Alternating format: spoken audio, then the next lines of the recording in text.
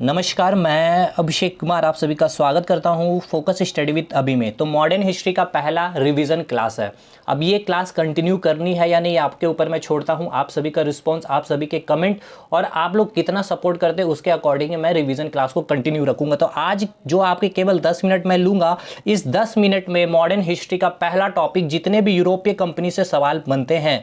अब यहाँ से आपके रेलवे काफ़ी ज़्यादा सवाल पूछा भी था और अभी आपके एग्जामिनेशन में पूछे भी जाएंगे। 3 महीने तक आपका पेपर चलने वाला है। दूसरी बात, क्या ये नोट्स केवल आपके एनटीपीसी के लिए इंपॉर्टेंट है? नहीं, एनटीपीसी के साथ साथ आपका एसएससी का, सीएचएसएल का पेपर हो, सीजीएल का पेपर हो, कोई भी पेपर हो, जेई का पेपर हो, उसके बाद आपका अगर यहाँ पे स्टेट में सीजीएल का पेपर हो, झारखंड सीजीएल हो, या फिर आप बिहार एसआई का पेपर देने वाले हो, चाहे आपका इंटेलिजेंस ब्यूरो का पेपर हो, यहाँ का पूरा मतलब इस टॉपिक का मैंने पूरा निचोड़ यहाँ पे रख दिया। तो केवल 10 मिनट आपको टाइम देना है।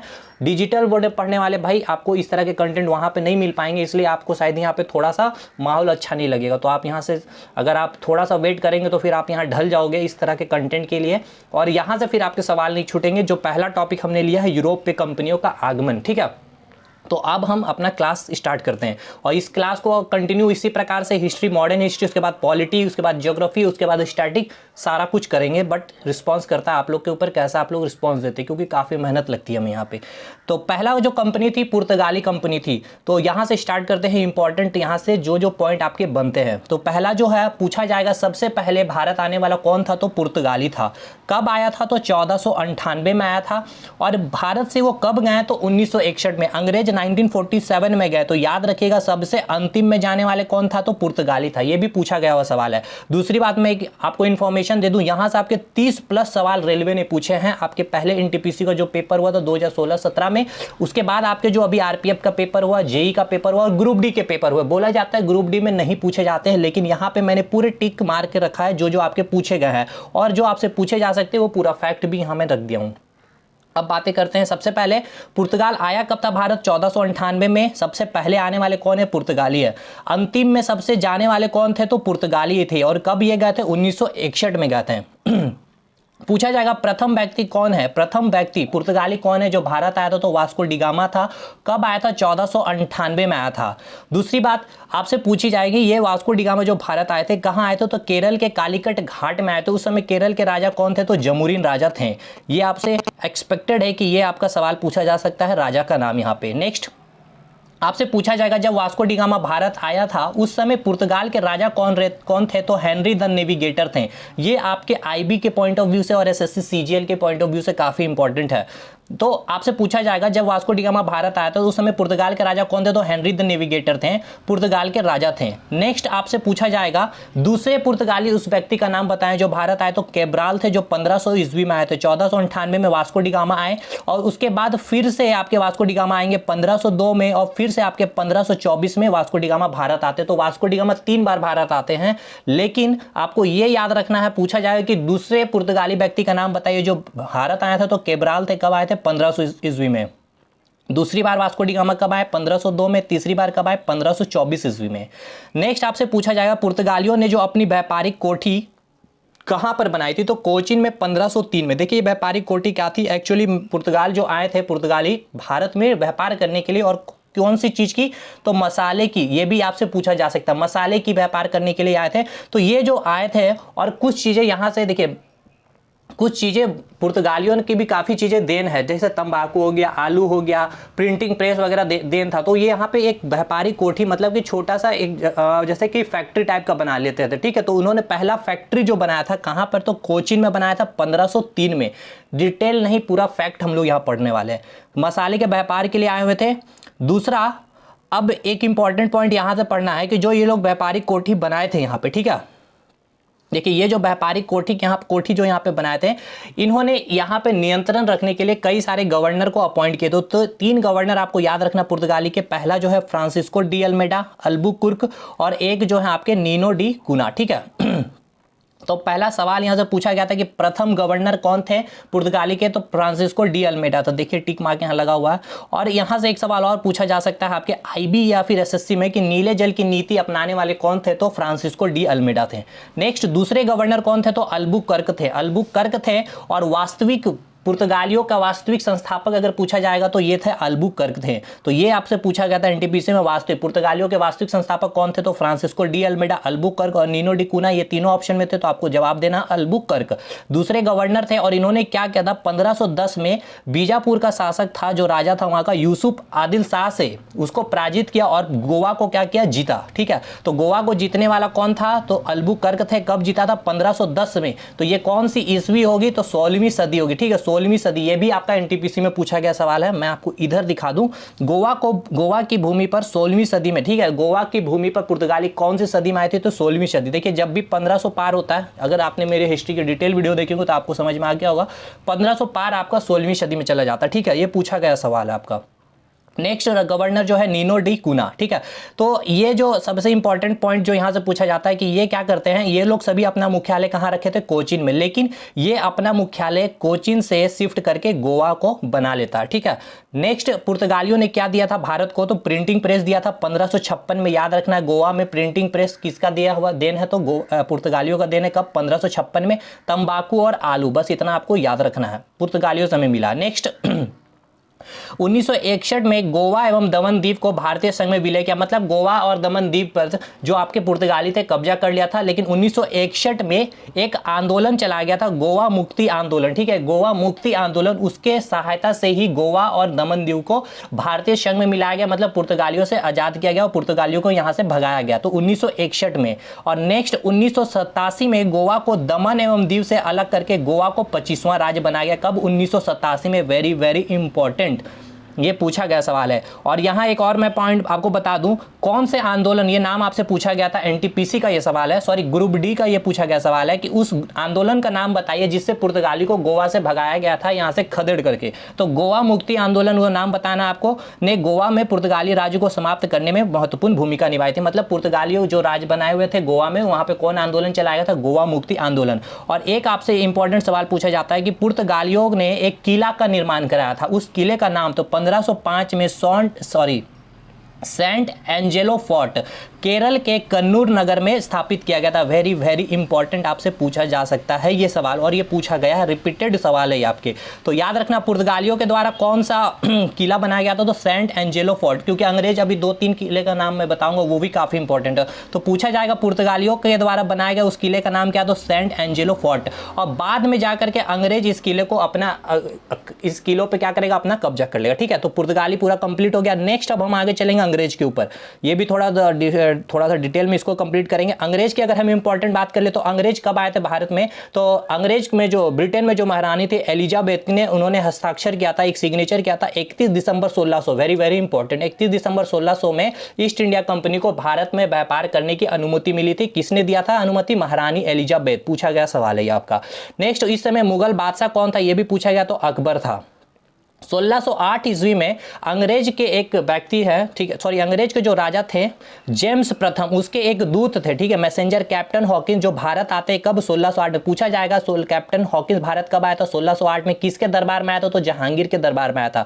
फिर 1600, और इसी समय 1608 में अंग्रेज ने एक अस्थायी अपनी फैक्ट्री बनाई थी, कहां पर, तो सूरत में। तो याद रखिएगा, पूछा जाएगा अंग्रेजों की अस्थायी फैक्ट्री कहां पर थी, तो सूरत में थी। कब, 1608 में। 1616 में फिर से एक अंग्रेज आते हैं, सर थॉमस रो, कहां, किसके दरबार में, तो जहांगीर के दरबार में। और यहां जो आपके जहांगीर काफी इनसे प्रभावित होते हैं काफी ज्यादा सर थॉमस रो से, और इनको ही अपना एक फरमान दे देते हैं पूरे भारत में ये व्यापार करने के लिए। ठीक है, तो अब इसके बाद यहां से एक इंपॉर्टेंट फैक्ट आपके एग्जामिनेशन में बनेंगे कि भारत में ईस्ट इंडिया कंपनी की सत्ता, देखिए अभी जो है 1608 में इन्होंने क्या किया, एक अस्थायी फैक्ट्री बनाई जब कैप्टन हॉकिंस भारत आया था। तो अंग्रेजों की फैक्ट्री यहां पे बनने से पहले, ठीक है, अंग्रेजों पूरा जब यहाँ सत्ता जमाने से पहले भारत जो वस्त्र, सूती वस्त्रों का जो उपयोग करते थे, वो मतलब किसके होते थे, रेशम के होते थे, नायलॉन के होते थे, या सूती के होते थे। देखिए ये सवाल आपका पूछा गया, थोड़ा उटपटांग सवाल है, लेकिन इसलिए मैं यहाँ पे रख दिया हूँ आपके पास। तो याद रखना, सूती एवं रेशम से बने मुलायम कपड़ों की निर्यात करता था यहाँ पे। ठीक है, तो भारत में ईस्ट इंडिया कंपनी की सत्ता जमाने से पहले भारत सूती एवं रेशम से बने मुलायम कपड़ों का निर्यात करता था। नेक्स्ट, ईस्ट इंडिया कंपनी को किस कंपनी के और किस नाम से जानते हैं तो याद रखना आपको जॉन कंपनी के नाम से भी जानते हैं। वेरी वेरी इंपॉर्टेंट पूछा गया सवाल रेलवे में। नेक्स्ट 1608 में सूरत में अस्थायी व्यापारी कोठी बनाया गया 1608 में। 1611 में इन्होंने एक और अस्थायी फैक्ट्री बनाई थी मसूलीपट्टनम, जो आपके आंध्र प्रदेश में है। तो ये देखिए दक्षिण में पूछा जाएगा अंग्रेजों के का जो दक्षिण भारत में व्यापारी कोठी का नाम बताइए तो कहां पर था, तो दक्षिण में जो व्यापारी कोठी का नाम था मसूलीपट्टनम, लेकिन ये अस्थायी था। 1613 में आपको याद रखना है सूरत में इन्होंने स्थायी कोठी व्यापारी कोठी इन्होंने बनाई थी, कहां पे, तो सूरत में। मुंबई कहां कैसे इनको प्राप्त हुआ, तो दहेज से प्राप्त हुआ था, ये भी पूछा गया सवाल है आपके एनटीपीसी में। नेक्स्ट कलकत्ता को संस्थापक कौन है आपसे पूछा जाएगा, तो अंग्रेज जो है जॉब चार्नोक, ये इन्होंने जो है कलकत्ता के संस्थापक, और इन्होंने एक किला बनाया था फोर्ट विलियम, ठीक है, याद रखना फोर्ट विलियम। और कब बनाया गया था, 1781 ईस्वी में। Very very important. और आपसे पूछा जाएगा पुर्तगालियों द्वारा बनाया गया किला, तो कौन सा किला था, सेंट एंजेलो, कहां पे, केरल के कन्नूर जिला में, ठीक है, नगर में। मुंबई के संस्थापक पूछा जाएगा तो आपको अंग्यार बस याद रखना है, जेराल्ड अंग्यार थे। और मद्रास के संस्थापक कौन थे, तो फ्रांसीसी डे थे। और यहीं फिर इसके बाद जो अंग्रेज क्या करते हैं, सेंट एंजेलो फोर्ट जो पुर्तगालियों द्वारा बनाया गया था 1505 में, इन पर क्या कर लेता है, ये कब्जा कर लेता है। तो आपको 3 किले हो गए, एक तो सेंट एंजेलो हो गया, एक विलियम फोर्ट, ठीक है। विलियम फोर्ट किसने बनाया था, जॉब चार्नोक ने, यह अंग्रेजों के द्वारा बनाया है। और कलकत्ता के संस्थापक कौन है, तो जॉब चार्नोक थे। कब बनाया गया था ये किला, 1781। मुंबई के संस्थापक कौन थे, तो जेराल्ड अंग्यार, ठीक है। नेक्स्ट अब जो है छोटे छोटे चीजें हैं, यहाँ पे कंपनी आएगी डच। तो डच ईस्ट इंडिया कंपनी की स्थापना कब हुई थी, 1602 में। ये कहाँ के निवासी थे, हॉलैंड और नीदरलैंड के। और प्रथम नागरिक का नाम बताइए, जो डच प्रथम नागरिक जो भारत में आने वाले कौन थे, तो हाउटमैन थे। और इन्होंने अपना जो व्यापारिक कोठी बनाए थे कहाँ, तो मसूलीपट्टनम में 1605 में।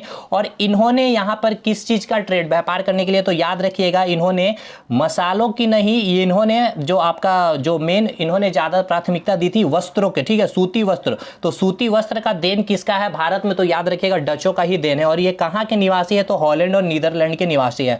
और आपसे पूछा जाएगा डचों का पूरा यहाँ पे भारत में जो अपना पूरा पावर या फिर जो भी व्यापार करने का जो समाप्त होता है भारत में, अंग्रेजों के द्वारा इन पे क्या किया जाता है, युद्ध किया जाता है 1759 में, बेदरा का युद्ध, ठीक है, पूछा गया सवाल, ये बहुत बहुत वेरी वेरी इंपॉर्टेंट है। 1759 में बेदरा के युद्ध में डच का पतन अंग्रेजी सेना के नेतृत्व में लॉर्ड क्लाइव जो है थे अंग्रेजों की सेना का नेतृत्व कर रहे थे। तो डचों का जो पतन होता है भारत में कौन से युद्ध के बाद, 1759 में बेदरा के युद्ध के बाद में, ठीक है। उसके बाद अंग्रेज पूरा कैप्चर कर लेते हैं इनके व्यापारी कोठी मसूलीपट्टनम पे, ठीक। तो ये जो जोड़ दिए थे कि इस पे मसालों के ऊपर नहीं, सूती वस्त्रों के ऊपर, ठीक है, सूती वस्त्र को दो। आपसे पूछा जाएगा सूती वस्त्र किसका देन है, तो याद रखना आपको डचों का देन है भारत में। नेक्स्ट आपका डेनिस, 1616 में डेनिस ईस्ट इंडिया कंपनी की संस्थापना हुई। तो पूछा जाएगा डेनिस ईस्ट इंडिया कंपनी की स्थापना कब हुई थी, 1616 में। और पहला व्यापारी कोठी कहाँ था, त्रंकवेबार में, ठीक है, त्रंकवेबार तमिलनाडु में जो है। और ये कहाँ के निवासी थे, तो डेनमार्क के निवासी। बस ये 3 पॉइंट आपको याद रखना है। इन्होंने 1616 में ईस्ट इंडिया कंपनी की स्थापना की थी। व्यापारी कोठी कहाँ है, तो त्रंकवेबार तमिलनाडु में। कहाँ के निवासी थे, डेनमार्क के। नेक्स्ट फ्रांस से आपसे पूछा जाएगा सवाल। तो फ्रांस से इंपॉर्टेंट जो आपके बनते हैं सवाल कि ये कब आए थे, फ्रांसीसी ईस्ट इंडिया कंपनी की स्थापना 1664 में हुए थे। और फ्रांसीसी ईस्ट इंडिया कंपनी के संस्थापक फाउंडर कौन थे, तो कोबाल्ट थे। ये आपसे पूछा, कोलबर्ट थे, कोबाल्ट नहीं थे, कोलबर्ट थे, ये आपसे पूछा जा सकता है। और इनका पहला व्यापारी कोठी का नाम आपसे पूछा जाएगा कि कहाँ पे बनाए थे, तो सूरत में बनाए थे। और इनके एक प्रमुख गवर्नर थे डुप्ले। तो आपसे ये डुप्ले बहुत ही काफ़ी ज़्यादा मतलब कि बोल सकते हो पावरफुल ये गवर्नर था फ्रांसीसी की, इसलिए ये नाम आपको याद रखना। डुप्ले कहाँ का था, तो फ्रांस के थे। अंग्रेज और फ्रांस के बीच 3 कर्नाटक युद्ध हुए। तो पूछा जाएगा कर्नाटक युद्ध किन के बीच हुआ था, तो अंग्रेज और फ्रांस के बीच में हुआ था, ठीक है। नेक्स्ट आपसे पूछा जा सकता है कि प्रथम कर्नाटक युद्ध की समाप्ति, ठीक है, 3 कर्नाटक युद्ध हुआ, किसके बीच कर्नाटक युद्ध हुआ था, अंग्रेज और फ्रांस के बीच। तो प्रथम कर्नाटक युद्ध जब हुआ था, क्यों हुआ था, देखिए ऑस्ट्रिया जो कंट्री है वहां पर ये फ्रांस और इंग्लैंड जो थे अपने उत्तराधिकार जमाने के लिए वहां पे युद्ध कर रहे थे। तो वहां पे हो रहे थे, तो यहाँ पे भी फ्रांस इंग्लैंड, तो इन लोगों के बीच भी युद्ध होने लगे। तो अंग्रेजों ने कुछ जलपोत क्या कहते हैं फ्रांस के कब्जा कर लिए थे, जिसके कारण ये प्रथम कर्नाटक युद्ध हुए। और प्रथम कर्नाटक युद्ध की समाप्ति के लिए एक संधि हुई, एला सापेल संधि, फ्रांस और कर्नाटक के बीच में। और ये मद्रास जो थे, मद्रास पे कब्जा कर लिया था फ्रांस ने। और ये संधि के बाद ये मद्रास अंग्रेज को दे दिया गया। तो पूछा जाएगा कि प्रथम कर्नाटक युद्ध की समाप्ति जो हुई थी या फिर प्रथम कर्नाटक युद्ध क्यों हुई थी, तो मद्रास पर कब्जा कर लिया था फ्रांस ने। ये पूछा जाएगा आपसे ये सवाल। इसका मेन जो सवाल पूछने का यहाँ पे जो बनेगा आपके एग्जाम में कि क्यों हुई थी प्रथम कर्नाटक युद्ध? तो फ्रांस ने क्या किया था, मद्रास पे कब्जा कर लिया था और यहाँ पे कौन सी संधि हुई थी, आयला सापिल संधि। इस संधि के तहत मद्रास अंग्रेजों को वापस कर दिया था फ्रांस ने। और दूसरी कर्नाटक युद्ध हुई, उससे कोई इंपॉर्टेंट सवाल नहीं बनेगा। तीसरे कर्नाटक युद्ध में आपसे पूछा जाएगा कि 1760 में वंडीवास, कहाँ पे वंडीवास, इस तरह से भी पूछा जाएगा तो तमिलनाडु में। इस युद्ध में क्या हुआ था, फ्रांसीसियों की हार हो जाती है और पूरी तरह से इस युद्ध के बाद फ्रांसीसी जो होते हैं भारत छोड़कर चले जाते हैं और अंग्रेज जो होते हैं पंडिचेरी पर अपना अधिकार कर लेते हैं। ठीक है, तो बस इतना आपके लिए इंपॉर्टेंट है। और एक ही चीज़ और आपसे पंजाब विजय से भी आपके सवाल पूछ सकते हैं। ये मतलब ये सवाल आपसे पूछा गया था, पूछा जाएगा कि अंग्रेजों ने सबसे अंत में कहाँ पे मतलब युद्ध करके विजय हासिल किया, तो पंजाब में, जहाँ के राजा कौन थे, रंजीत सिंह। ये पंजाब वाला सेक्टर पूरा आपका पाकिस्तान, लाहौर जो देख रहे हो ना, वो पूरा एरिया है पंजाब यहाँ का। तो उसके पूरा राजा जो थे रंजीत सिंह थे, काफ़ी मजबूत राजा थे, काफ़ी दमदार राजा थे।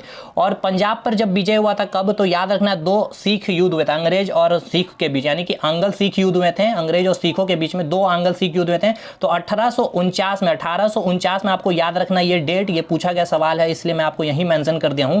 हालांकि ये नेक्स्ट वीडियो में मैं करूंगा। लॉर्ड डलहौजी, ठीक है, जो लॉर्ड डलहौजी जो थे, उन्होंने पंजाब को ब्रिटिश सरकार के अधीन किया था कब, 1849 में, द्वितीय आंग्ल सिख युद्ध में। तो कब, कौन से, तो प्रथम आंग्ल सिख युद्ध या तो द्वितीय आंग्ल सिख, तो आपको याद रखना है द्वितीय आंग्ल सिख युद्ध में आपको पंजाब को ब्रिटिश सरकार के अधीन किया गया था यहाँ पे। ठीक है ना, पंजाब को क्या किया था, अंग्रेजों के अधीन कर लिया गया था। तो 15 मिनट हो गया इस वीडियो को खत्म करने में, थोड़ा जल्दी खत्म किया क्योंकि ये रिवीजन वीडियो मैं बनाया हूँ ताकि पूरा फैक्ट आपको एक जगह यहाँ कलेक्ट मिल जाए। इसकी PDF आपको मिल जाएगी टेलीग्राम पे मेरे, तो मेरे टेलीग्राम ग्रुप को ज्वाइन कर लीजिए, आपको इसका लिंक भी डिस्क्रिप्शन बॉक्स में मिल जाएगा। तो चलिए मिलते हैं नेक्स्ट वीडियो में। और नेक्स्ट आपको रिवीजन क्लासेस चाहिए, आपके सपोर्ट, आपके कमेंट के ऊपर डिपेंड करेगा। मिलते हैं नेक्स्ट वीडियो में, तब तक के लिए धन्यवाद।